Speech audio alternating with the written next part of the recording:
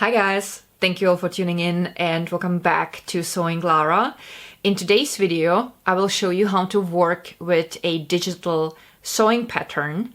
I will show everything on an example of one of my original sewing patterns that are now available on my homepage, which is linked down below. So my own homepage is our today's sponsor.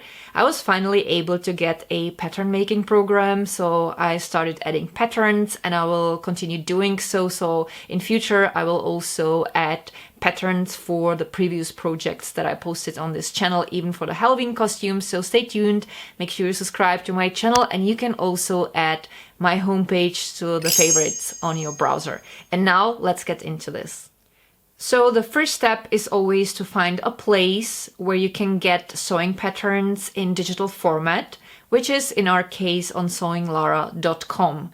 So once you go on sewinglara.com, click on shop, and you will find several sewing patterns. Select the one that you need for your project, and once you purchase the pattern for an affordable price, you will be able to download a zip file, which includes the pattern overview with important information and with the sizing table, and the pattern graded in multiple sizes.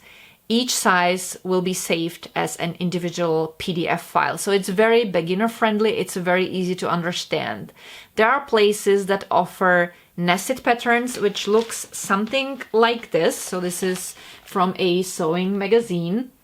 So in that case, you would have sewing patterns where you would have the smallest size of each pattern piece, and that would be surrounded by multiple lines that would stand for more sizes. And whenever you get a pattern like that, you have to trace out the size you need. You don't have to do that with the patterns from my homepage, because as I already said, each size is saved as an individual PDF file.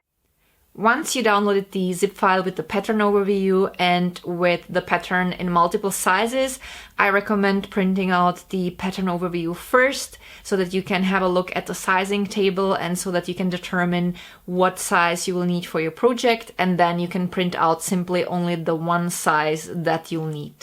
Let's have a look at the pattern overview. So this is what all my pattern overviews for my sewing patterns look like. It will always tell you what the pattern is for. So in this case, men's underpants, and it will tell you what sizes are included in the pattern package once you downloaded the file. So in this case, it's sizes 3XS through 6XL. You'll have a picture of the piece and a graphic of all the pattern pieces. I specifically included this because I personally find it much easier to assemble the pattern correctly once you have seen what the individual pattern pieces are actually supposed to look like. The second page of the pattern overview has information about how many pieces of each pattern part we'll need and whether some of the pieces need to be placed on folded fabric. That means that some of the pieces might be just pattern halves, and that's the case for the waistband here and for the gusset. It also tells you whether there are some extras needed. So here it says we'll need an elastic band. It tells us the width in centimeters and inches, and it tells us also that the length of the elastic band equals the length of the waistband, which makes it very easy to measure. Then we have information about the seam allowance. So this pattern includes seam allowance. We don't have to account for seam allowance once we place the pattern on the fabric. And here we have the yardage. So it tells us how much fabric we'll need. Here we have the sizing table with both EU and US sizes to make it easier. And the measurement that determines the size in this case is the waist circumference, and I included the measurements in both centimeters and inches, again to make it easier. So should you or the person that the piece is for be somewhere between the measurements, I always recommend sizing up. So that's the pattern overview. Here is what the pattern can look like when you print it out. The layout of the pattern pieces on the paper will differ from size to size. So this is size S, for example, for men underpants. In order to align the pattern pages correctly together like a puzzle, you have to look at these numbers on the bottom of each page that will come out of your printer, and that will help you. So first you have to look on the right side. It says sheet 1 of 2, which means that the pattern has been divided into 2 sheets. And the center tells you page 1 of 9, which means each sheet will have 9 pages. So we have 2 sheets with 9 pages each. That means in total 18 pages will come out of your printer. And since we know it's 9 pages for each sheet, we can expect that it's gonna be put into a few grids. So we have here first grid, second and third grid with 3 pages in each grid. And that's the numbers here on the left side. So basically what it means is the number of the rows. That's the first number. And the second number will tell you how many pages will be in each row. So we have the first row, the first page. Again, first row, second page, first row, third page, and so on. Second row, first page, second, third, and then we have the third row, first page, second, and third. And I did not print out all pages for the second pattern sheet because when I looked at it, I have seen that the last pages would have been empty and I wanted to save a little bit of paper. So I printed only these. But again, you can see here sheet 2 of 2, page 1 of 9, grid 1. Again, same thing, only it's the second page. On the first row, the third page, and I printed out only the first page of the second row and I left out the rest. So that should give you an idea how to put this together. And once you have the correct layout of the entire pattern, you can go ahead and align the pieces. So all these lines have to align nicely on the sides and on the bottom or top. You can go ahead and cut these edges off and then put the pieces together and tape them together. The way I like to proceed is to lay out always one row with all pages that belong to that row together, and then I grab my scissors and I like cutting away all the edges first.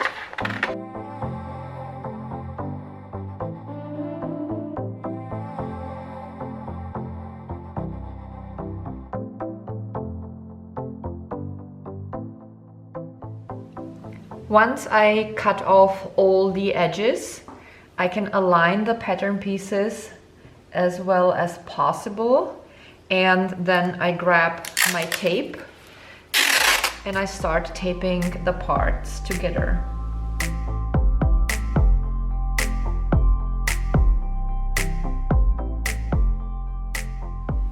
So here we have the first row of the first pattern sheet taped together, and we can go on and do that with the second row.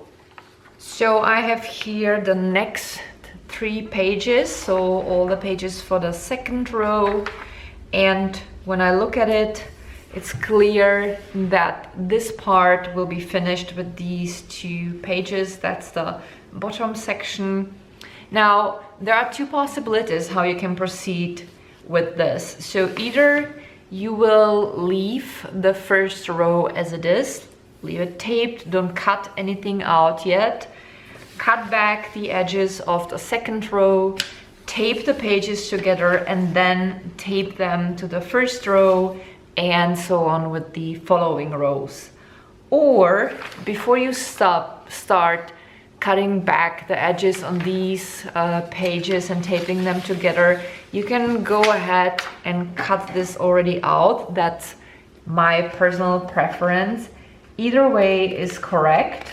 That's seriously really only about your personal preference. I like cutting the pieces out immediately because I feel like I have then less paper to tape together and it doesn't take that much space. But again, that is entirely up to you. So I'll go ahead and cut these pieces out.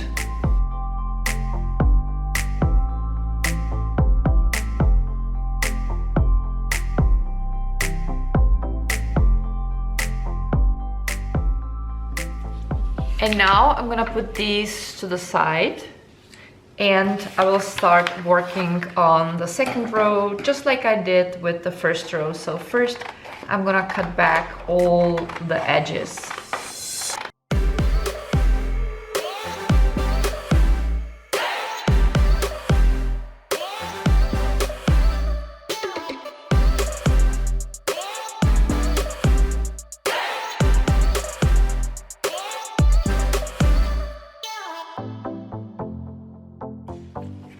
And you can see from the third page in the second row, I cut already out the pattern part because it was all that was on the page.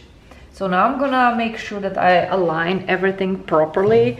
I like standing up for that because then I can see everything from the top and it's just much easier for me to see if everything is perfectly aligned, and that is really important because otherwise your pattern would be off. And if you have trouble holding the pieces together and they kind of keep sliding, it's always good to put just a little piece of tape somewhere in the center first so that you'll hold them together, and then you can put the long piece of tape over it.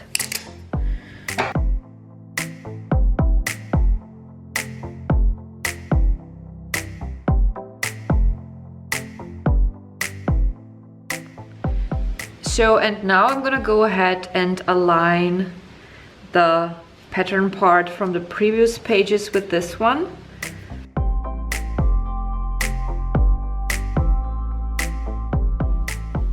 And I'm going to go ahead and cut everything out again because I just like doing it this way because then I have way less paper to put together.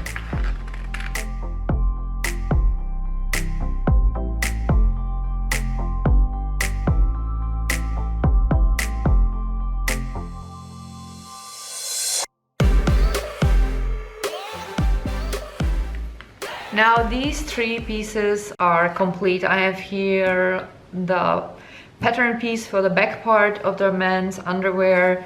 I have here the front midsection that goes over the peepee, and then I have here the gusset that goes here inside. So I'm gonna put these somewhere else so that they are not in my way, and we will continue working with the following row. So three next pages, and I can clearly see there's only a little pattern piece here. So I'm just gonna cut this out like so and tape it here immediately. It's just a really tiny piece. That's the disadvantage of printed patterns instead of patterns that you would buy in a magazine, because sometimes a lot of paper goes to waste. All right, so and now I'm just gonna cut back these edges. It's enough if I do it only on this side because only these two pages have to be aligned now. And I'll cut this back like so. Actually, I cut out the entire tiny piece. It's just the corner of the front part.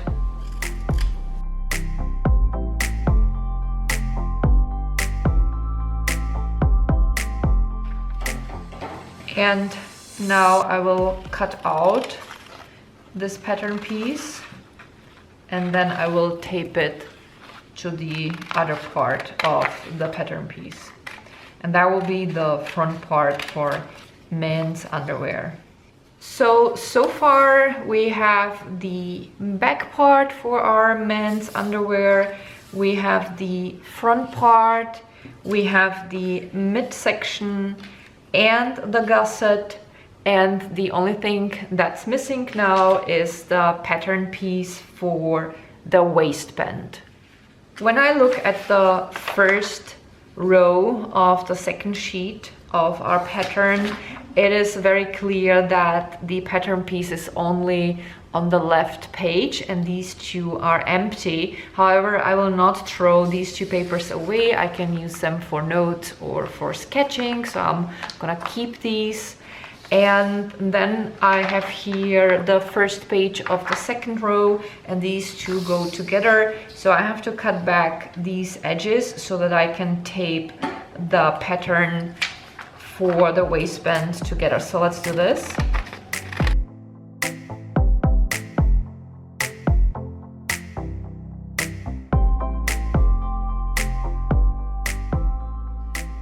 And now that our last pattern piece has been taped together, we can cut it out.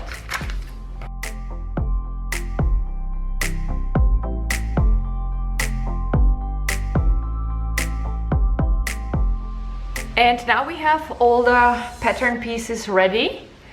There are a couple of things I like personally doing with my patterns. So first thing is to mark the size. So this is men's underwear size S. So I like writing it on each piece just in case I would print out more sizes and they would, for whatever reason, get mixed up. So that's the first step I like doing. I personally like storing my sewing patterns in envelopes, and I fold all the pieces and put them inside the envelope together with the pattern overview. Now let's have a look at the sewing pattern. So here we have all the pattern parts for our underpants.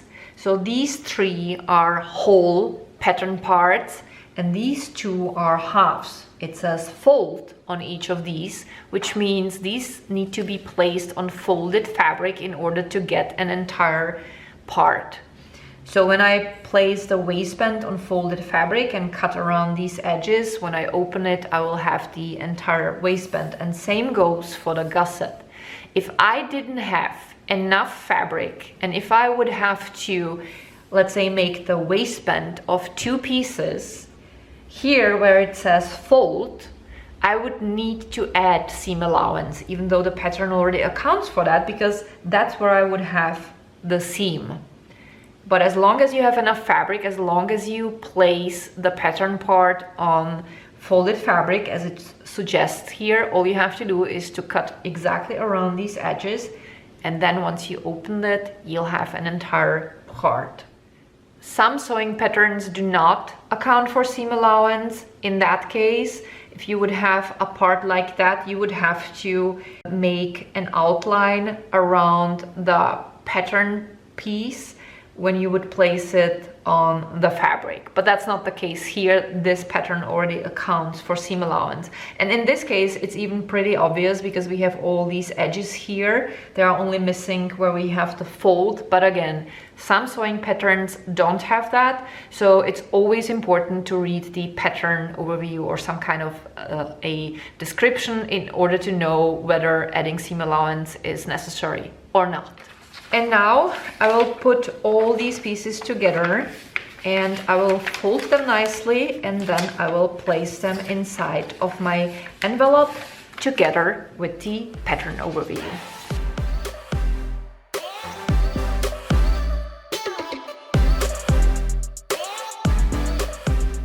And that's it. That's how you work with a digital sewing pattern. I hope that this video has been helpful. If you have any further questions, feel free to write them down below in the comments and I will get back to you as soon as I can, and I will answer everyone to the best of my ability. I'm very excited that I was finally able to get a pattern making program, because that's something I always wanted to do, and I have so many design ideas that I actually never filmed because there were no patterns for that, but now I can do it, so I'm really excited about that. So thank you guys so much for watching. If you are someone who just started out sewing or who wants to start sewing, I created several courses for sewing beginners and I'm posting all the videos weekly, so I will link down below a few playlists that might be interesting for you. And thank you all again so much for watching. I appreciate you guys so much. God bless you and see you soon.